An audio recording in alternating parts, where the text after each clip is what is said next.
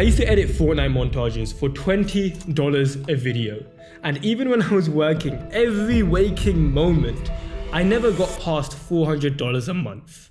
Compare that to now where I'm making over $1,000 per video, it's clear that the niche you choose has a huge impact on the way your career goes. So in this video, I'm going to be giving you the top niches to edit in that you can get clients in and make the most money as a freelance video editor. Starting with the first one, which I actually learned because of an entrepreneur named Alex Hormozi. He makes over $200 million a year, and one of his pieces of advice were, if you're going to do something, you might as well do it for rich people. They pay better. And that's why for this first niche, it's edit for someone either in finance or someone who has a business behind the entire channel. You'd be surprised how many YouTubers are actually broke.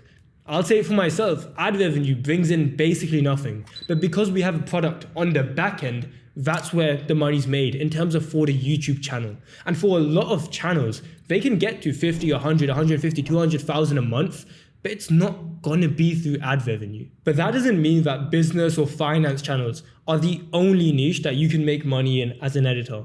In fact, this next one, I recently coached an editor where he got a $3,850 video in this niche. And that niche is the documentary niche. Documentary videos are basically where someone has a broad topic or a niche topic and they just have a faceless video where it's just animations added on top of a voiceover. Now, the reason this niche can be extremely profitable is because it's extremely hard to master. And now that will scare a lot of people off, but the harder something is, it means that less people will do it. And you will be paid the more things that you can do that other people can't. So documentary is a great niche to get into. The third niche that you should probably be looking at if you're a freelance editor is actually kids channels. Now, so many people think that kids cannot afford anything, therefore kids channel make no money. I am telling you now, my first $10,000 a month, most of it was made with a kids channel. Now, I can't mention them because I am under NDA where I can't actually disclose them, but they were paying a fuck ton and they make a ridiculous amount because kids watch YouTube all day. So don't sleep on these kids channels, especially, that sounds very weird. Don't sleep on those kids channels, especially if they are a huge channel because they make a lot more than you think. For this next niche I'm about to give you, I didn't even know that it existed until I started working in it and started getting these $1,000 plus videos. And that's the Reacts niche. Reacts niches are basically videos where someone is watching a video and they're just in the corner or on the side reacting to the video. Now you might ask, why would these type of videos pay this much? Well, think about it. Most Reacts channels don't do reaction videos as their bread and butter.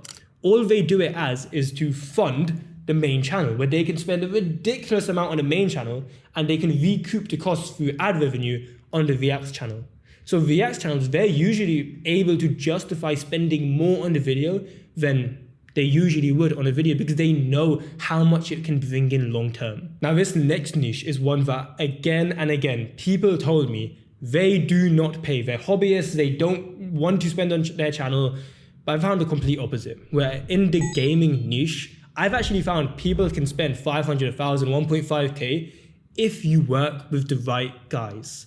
Now, how do you know who the right guys are? I found that within gaming, there's two types of people that will pay a lot.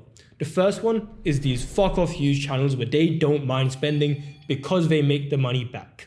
The second type of person that spends a lot on gaming videos is the type of person who's trying to get into YouTube and they have some sort of other job or business outside of it. They don't mind spending 500, 1,000 on a video that might bring them literally nothing back because of purely nothing but love of the game. So if you can work with those guys, sure, they might have no subscribers, but don't let that be a reason you don't reach out to them or try to work with them. The next niche I'm going to bring up is one that follows a very similar principle to the business and finance channels we explained earlier. If there is a huge need for something, people will pay a lot, whether that be through money, time, or attention. And health/fitness is something that every single human needs to focus on in some regard. And because of that, health and fitness channels tend to do extremely well when they're done right. Now, if you can find these channels and actually work with them, they don't mind paying you a pretty penny because they're helping a lot of people, which means they can usually sell something on the back end, which makes them a ridiculous amount if the editing is done well. And you're probably noticing a pattern here. Pretty much, the more value you can provide to someone, the more they're going to pay you. There's a ton of niches that make a ton of money. It's not really about the niche. It's more, what problems do you solve? Now, that might be more obvious, as in you literally bring this guy money because he has a thing that he sells on the back end. Or it could be more almost spiritual if you want to mention it like that. It might just make this guy happy and he has a stupid amount of money to spend, and that's the value you bring to him. You make his videos look good. But no matter what niche you go into, that is the fundamental value you provide. The next niche plays off of this fact, and it's actually the sports niche, but more specifically a certain section of the sports niche, which I'm going to talk about now.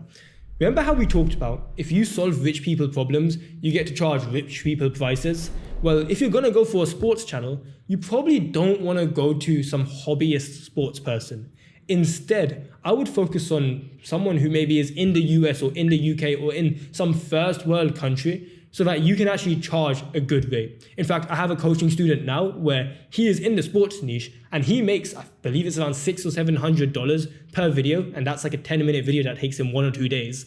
Just because the guy already has money. He's worked in the sports industry before, so he has money to spend on YouTube, even if he doesn't directly recoup the cost from it. Now, this next niche I'm gonna bring up is one that I actually hold quite close to my heart. The reason being, it was a whole journey to get here.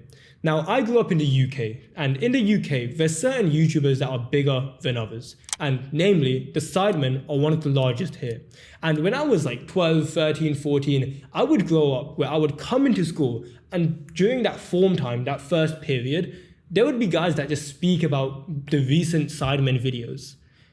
I actually ended up working with them last year, where I was charging, in fact, I don't think I can say how much I charged, but all I need to say, it was a very healthy amount and it was fun. So I was working with one of the largest channels in the world, but more importantly, I was watching someone I used to watch as a kid, and that just felt amazing. And the niche that they were in is that in real life, so IRL/vlogs niche. Now, the reason these can do extremely well for you to work in as an editor, they are extremely personality driven. And if you can find someone or a group where they're willing to invest into their content and they have a good personality, you can actually find that you getting in early with them can mean they take you along for the ride. Now, there are other niches, granted. These are the ones that I personally have found success in on YouTube specifically as an editor. But now that you know the niches you can get into, you need to know how to actually switch between them. And I have this full video here where I actually explain my entire process throughout my career,